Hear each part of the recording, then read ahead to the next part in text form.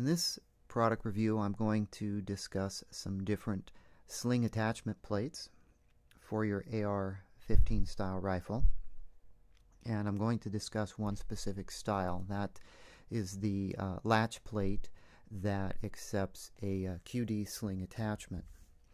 I'm also going to discuss a few QD sling attachment options, but by all means this doesn't cover everything that's on the market. Some of you are probably familiar with the Magpul ASAP plate. I'm not going to cover that because it's a different style of style of latch plate. One of the QD attachment plates that I wanted to show you was the new Spikes product, but I've been unable to get one of those, so I'm not sure if those are actually shipping yet. And Spikes also has a more expensive sling latch plate that uses an integrated D-ring, and that's way out of the price range of this review. The products we're looking at in this review, these attachment plates are, roughly 20 to say right around $35. So those are kind of what I'm looking at. The other ones, there's definitely more than just these other three that I mentioned available. You've got the larger sling attachment plates that go over the castle nut, and they'll take a QD on the left or the right side of the firearm, and you've got a lot of different flavors like that, so it would just cost me a whole lot of money to buy every single one of them. Plus those are a lot more expensive. You're talking $60, $70, $80 for those.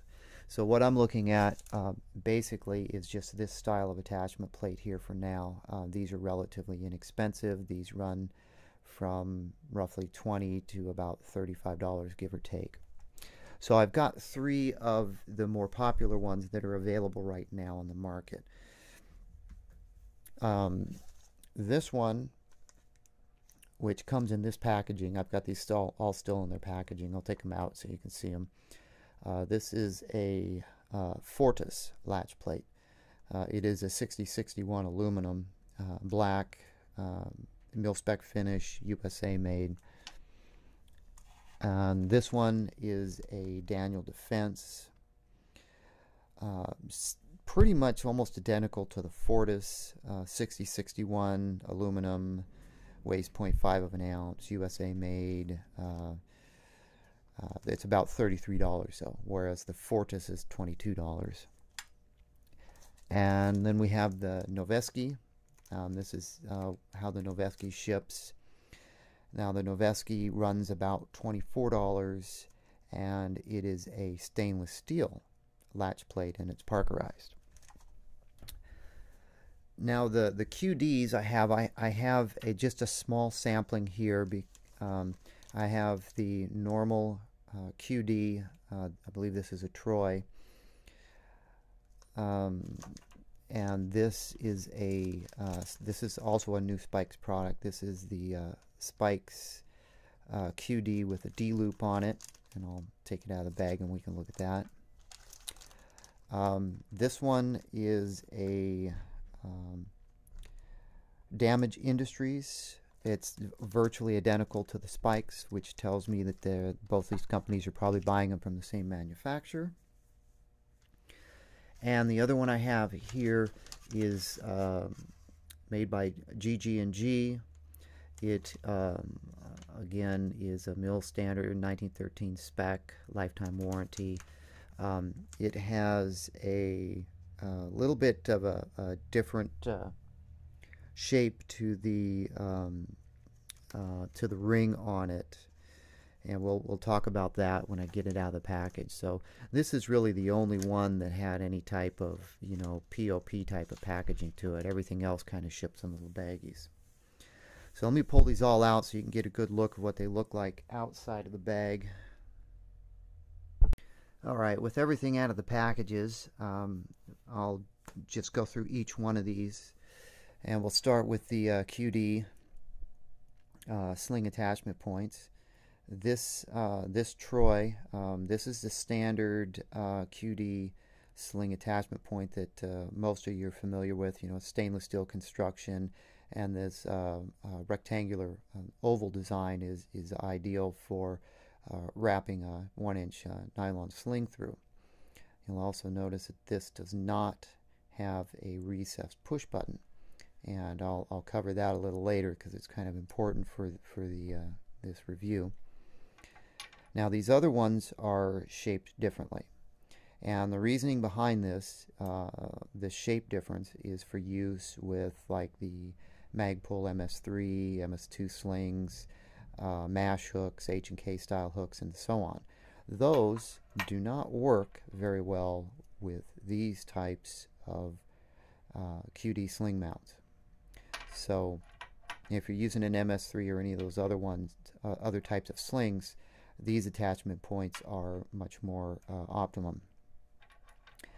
Now this one right here is the Spikes Tactical one. Stainless steel construction. You can see that that has a flush button. Now the actual body of this is thicker.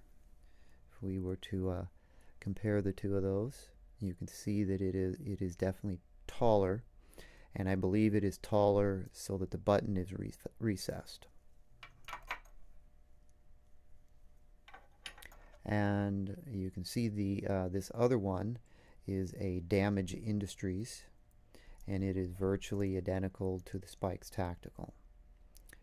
So that tells me that these probably come out of the same factory. So whoever's making these makes them for Damage Industries as well as Spikes Tactical. I don't see any type of difference between those two. They are both $14.95 give or take. So there's no large price variance that would justify you going with one or the other. Both of them exceed DOT requirements. They're Berry compliant, made in the USA, stainless steel, so on. Now this last one right here is the G&G, and you can see that the G&G has got a little bit different of a shape to it. Now depending upon if you're left or right-handed, this may or may not be optimum. Obviously, I'm assuming if you're right-handed that this would be the way to insert the sling for a right-hand user. So your hook kind of hangs down here, or like so, kind of off in this angle. And if you were a left-handed shooter, you might want to run it this way. I'm just making an assumption here because this was brand new in the package, so I'm not exactly sure if this is a true ambidextrous sling mount or not. This may be, you may have to position this according to if you're left or right-handed. So that's an assumption. These look much more ambidextrous. As they sit on the gun, you're going to have your sling hook is going to swivel left or right. So if you're doing left to right transitions or right to left transitions, you shouldn't, your hook from your sling and your sling should not be getting bunched up. That's one of the great things about this type of design. And I have used a lot of these style, and when I use these with a Magpul MS3 style sling, I end up having problems. There's a Magpul here, and you can see that this doesn't, there's not a lot of pivot room for this, and the end of the sling actually can hit the button, and if you get this on the wrong angle, it's binding up right here on this edge. So it doesn't, if you're at an odd angle like this, it doesn't want to move. So if you're using a sling like this with these types of hooks. This is definitely problematic. At least it's been problematic for me. I've actually had a few situations with, not with, this is an MS3, with an MS2. Using an MS2 on this and having it get bound up here on this angle, and I'm doing some sort of a drill, this is actually popped off even though it was locked down. That's one of the reasons that I don't use this type of QD sling attachment or the MS2 anymore. I had problems with the MS2 sling on my AKs as well, so those were issues that were unacceptable when you don't want to drop your weapon, obviously. So. Okay, so now the sling attachment points. This one is the Fortus, and like I mentioned, it was a 6061 aluminum. It is lightweight. It is smooth on the front right here, and it is a little Fortus logo, which not sure if the camera wants to focus in on that, but there's a little logo on there. Smooth on the front, and there's a notch on the back, and this end obviously goes against your lower receiver, and that's how it attaches. Now none of these have any type of restriction for the swivel, which is not really needed because your castle nut or your lower receiver is going to provide a movement restriction here on your QD swivels. The Daniel Defense, virtually identical to the Fortus. It's made out of the same material. There is no logo on the Daniel Defense one. Same type of half moon design on the back for fitment.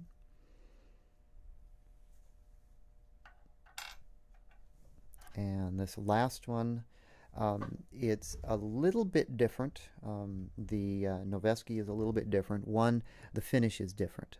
It's a darker gray finish, has the Noveske logo on it. It is stainless steel instead of aluminum. And you'll see that, instead of a half moon on the back, you've got a full circle recess on the back and a full one on the front. Now, with that on the front, that's going to push the QD swivel out a little bit more. So my initial thoughts at looking at all of these different items. What do we have? We have two aluminum latch plates, 6061 T6 aluminum, which should be sufficient and safe. And we have stainless steel. And what are we talking about for price? Well, the Daniel Defense, the cheapest price you could get that I found for a Daniel Defense is $33. The Noveske is $24, and the Fortus is $22.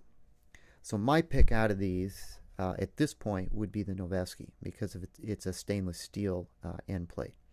Not that I think the aluminum's going to break or it's not going to be reliable. I would just opt for the stainless steel. Now the stainless steel is going to weigh a little bit more. I don't know exactly how much they are, but the aluminum one's about 0.5 of an ounce, and this one is definitely more. I don't know, but it's definitely heavier, I can tell. I should have weighed this. Now these, the QD sling, they're all stainless steel.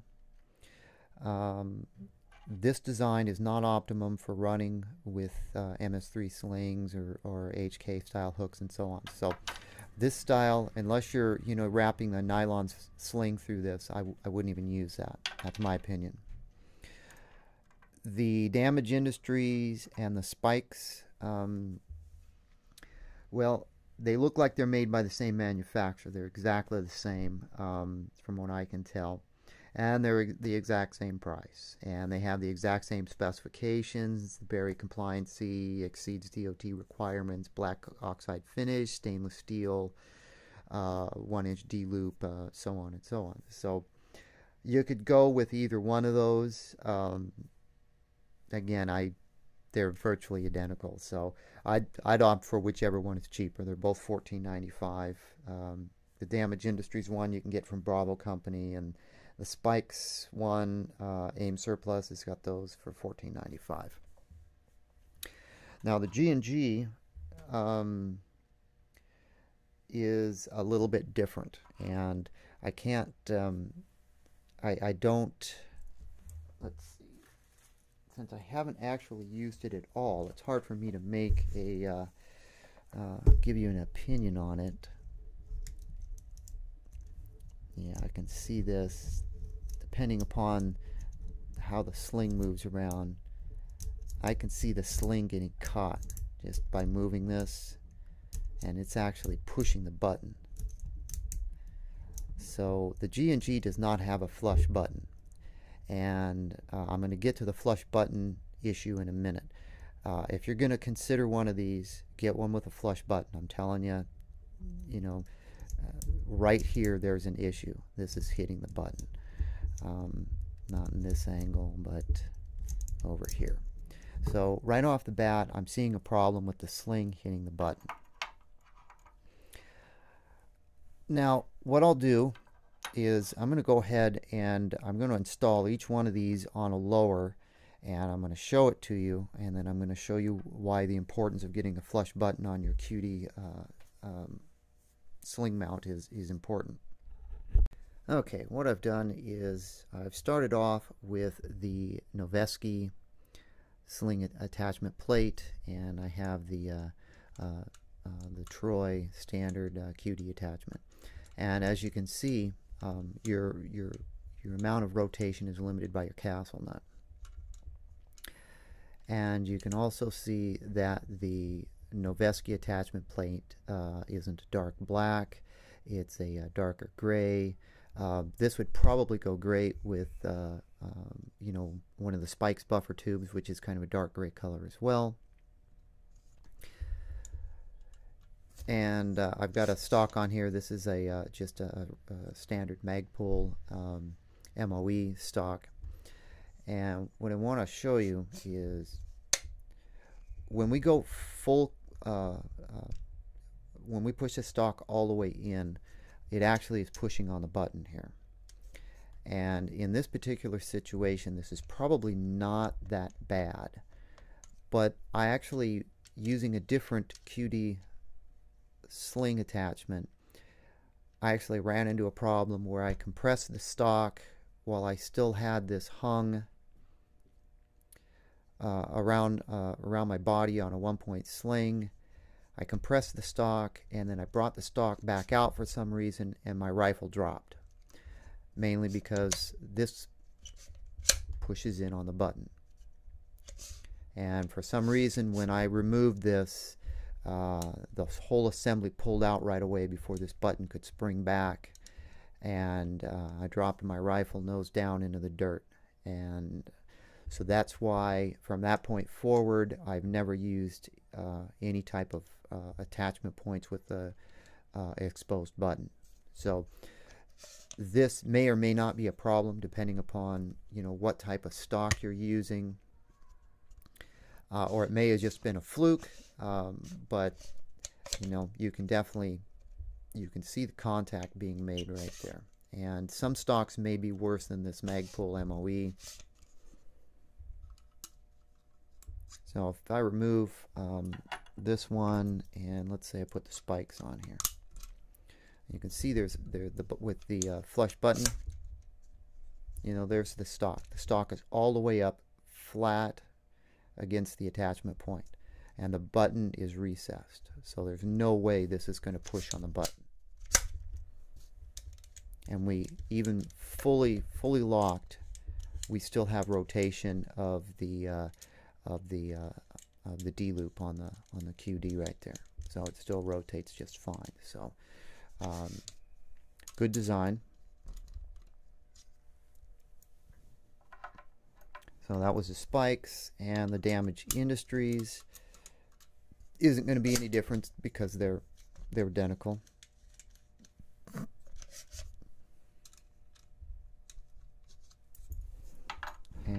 There's the GG&G, and again, look at that. Push the button right in there.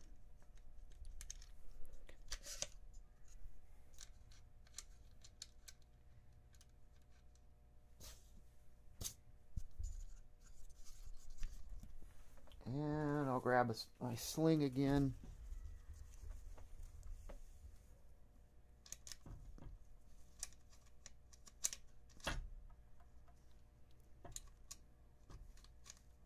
This may not be a problem. I just think that sharp end, that sharp bend, is definitely going to cause a problem with this sling moving around. It's the same type of sharp bend that the conventional QD sling mounts have that cause problems with these types of hooks.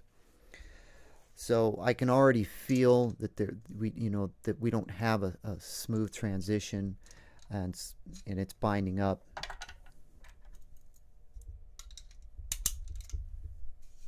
And if we go back to the spikes or the Damage Industries, either one, yeah, see, there's no binding of the sling at all. And this is currently, I've actually been using one of these types of sling mounts for a while. So, you know, in the field as well as for practice, I haven't had any issues. It's nice and thick. It's not gonna, you know, an MS3 is not gonna slip off of it.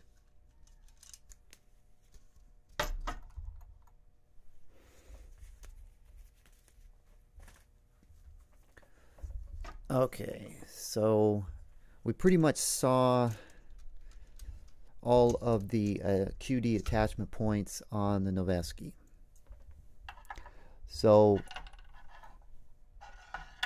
although I like the Noveske, I like it a lot, I don't like the color of it, and I'm a stickler for aesthetics, and you know, I would like it a lot better if it was a dark black and you know, a color that matched the lower receiver and the buffer tube and so on. That's not a negative by any means. That's just a purely cosmetic issue.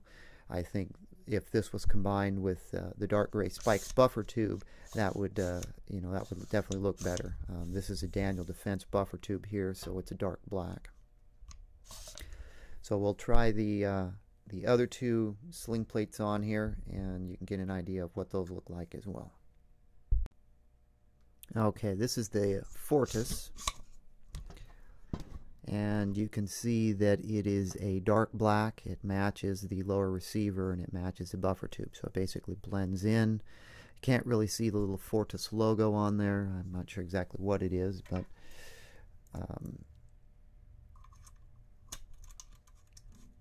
now, like you noticed, the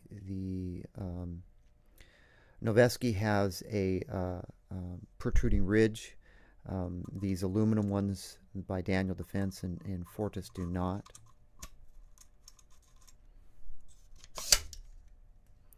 And you can notice that when fully closed, this stock doesn't actually touch the QD latch attachment at all. And that's due to the difference with the ridge that's on the Noveske versus no ridge on these aluminum ones. The ridge is not a deal breaker. You saw that you could fully lock the stock all the way closed, and we still had a swivel movement, so that's not a negative. I'm sure the ridge on the Noveske is for added strength. That's an assumption on my point, but it doesn't interfere with you closing your stock all the way or movement of the QD. So it's not a negative by any means.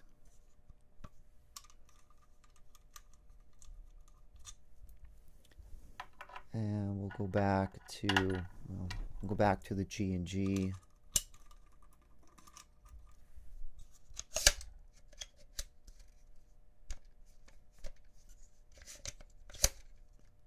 And it's still contacting the button a little bit.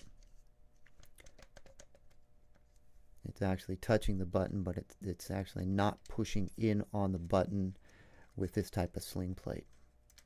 So if for some reason you wanted to run with a QD that had an exposed button, you might want to choose one of these sling plates that doesn't have the ridge on it. This on the Noveske, we were definitely pushing in on the button, but right here it only initially touches when we lock it in place, but once we let go, it's actually not pushing down on the button at all. So this is probably safe.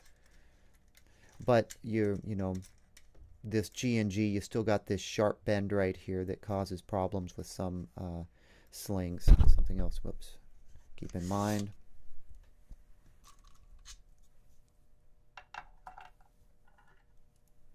And we'll go back to the Troy. Again, it comes in contact with the button when you're closing it, but once you let go, it's not really touching the button. Yeah, it might be touching it just a little bit. It's hard to tell. You've still got articulation here of the QD.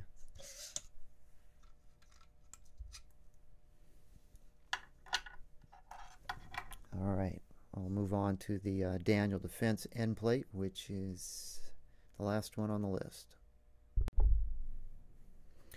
All right, here's the Daniel Defense.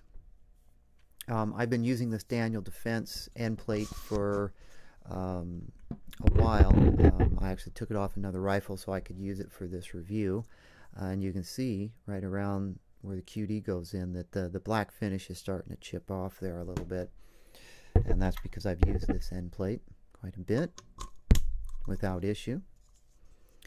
Now we'll put the spikes, and no surprise there. This plate is virtually identical to the Fortus plate, probably made by the same manufacturer would be my guess.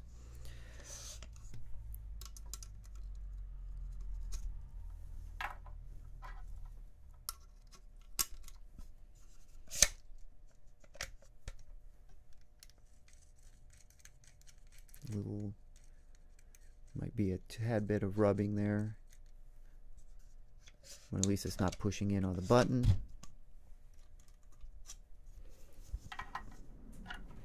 Back to the Troy.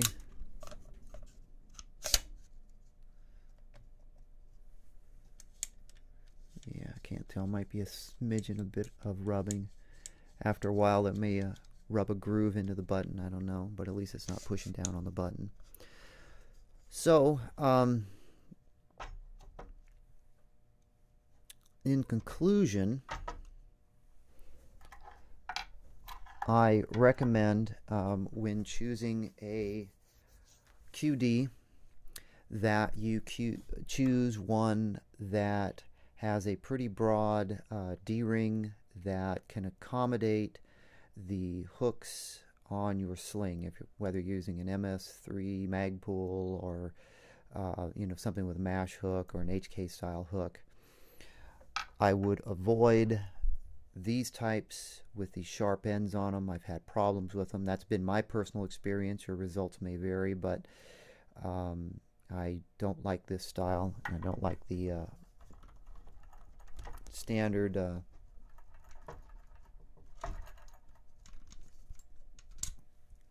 I don't like the standard style right here either. If I was running a straight nylon sling and wrapping it through, that'd be a different story. Also, in my opinion, stick with a flush button like this. It's going to, could possibly save you a big headache somewhere down the road.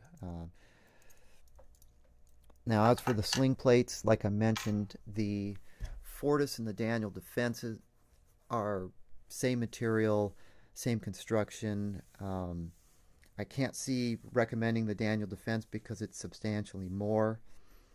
The Fortus is only $22, so you know, if you want to go with the solid black aluminum one, the Fortus would be the better buy at $22. If you want the ultimate in reliability, you can opt to go with the Noveske, which is a stainless steel, and that's $24. Like I mentioned at the beginning of the video, Spikes Tactical has something, their part number XSTSLA0661, I believe, is the part number. Or no, I'm sorry, that's a D-loop part number. The Spikes Tactical part number for their D-ring, I don't have it, but the new stainless steel latch plate from Spikes looks very similar to the Noveske, and it's also made out of stainless steel. That's another option that you could consider. That's about $25, so it's roughly the same price as the Noveske.